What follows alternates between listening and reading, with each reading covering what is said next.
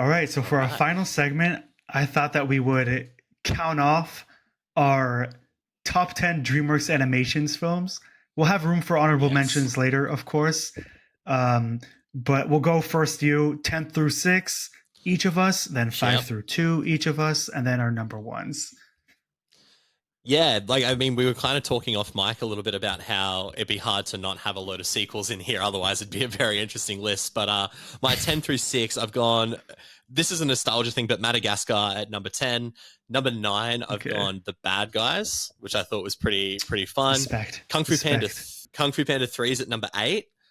Puss in Boots 2's at number 7, and How to Train Your Dragon 3, well, The Hidden World, is at number 6. Okay, fair. So I went number 10. This is also a bit nostalgia. Megamind, I went number 10. Yeah. I feel like it really holds up, especially Will Ferrell's performance. He's done a lot of animation, but this is by far the one that he commits himself to. Number 9, I'll put Kung Fu Panda 3. Number 8, Shrek 1. There's going to be a Yep. lot of Shrek movies in a row. 7, Shrek 2. And then number Yep. 6, Puss in Boots: The Last Wish. Nice. I'm glad we both have Puss in Boots 2 on there. Like, yeah, The Last Wish was really good. Um, yeah, I'm looking at the list here. I'm like, I don't know if I want to change anything, but I'm not going to. Number 5, Yeah, I've gone Shrek 2. Number 4, good pick. because Shrek 2, I think is awesome. I think it's not as we'll Yeah, I see when the love first one it. comes in, but yeah, it's so good. Number 4, I've got Chicken Run. I think that's such a fun Okay. movie. And technically a DreamWorks film.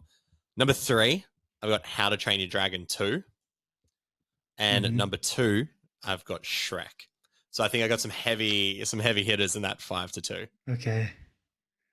So number 5, I actually got Kung Fu Panda 2. And I think it's Nice. also one of the ones that I've watched the most. Number 4, The Prince of Egypt. Also a movie I've watched a lot, Ooh. and especially when I was younger. I think it's one of the Oh, I more remember it mature being quite ones.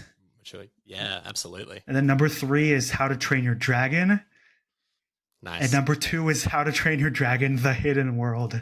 So maybe you can guess what my number 1 is.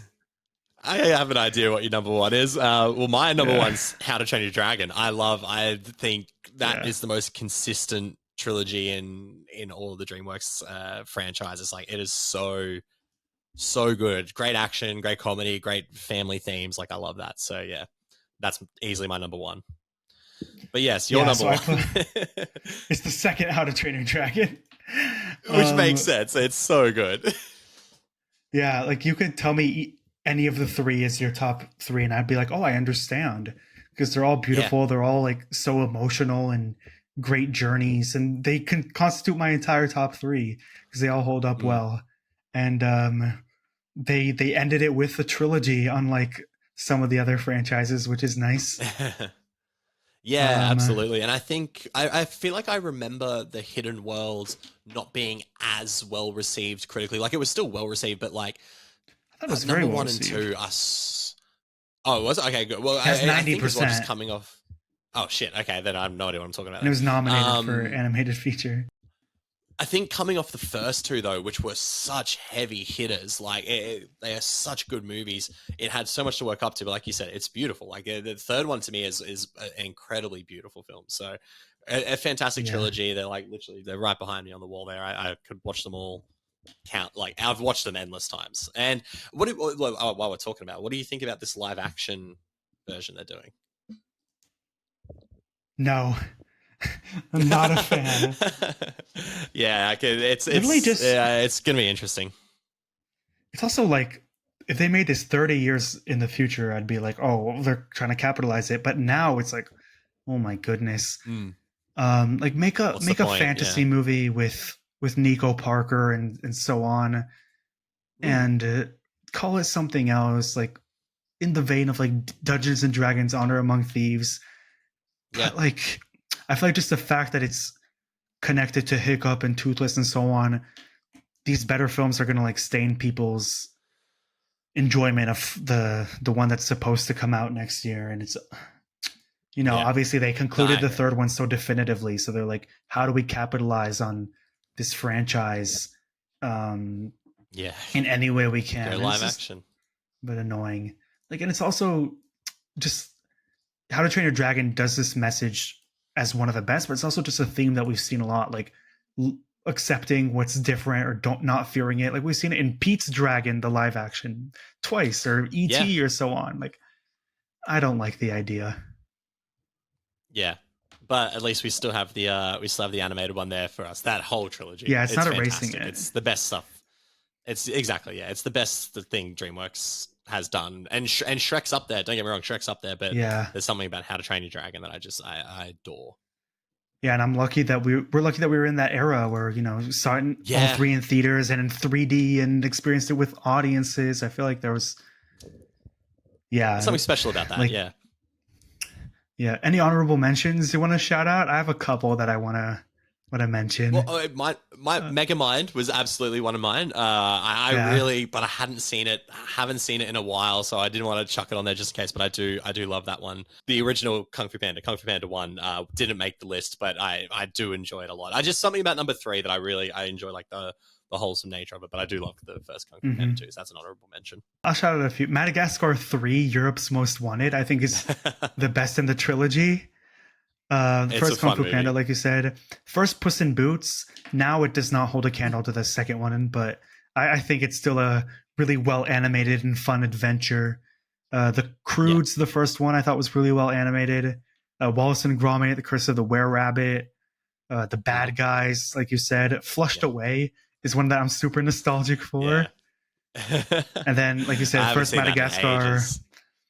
Turbo is quite solid.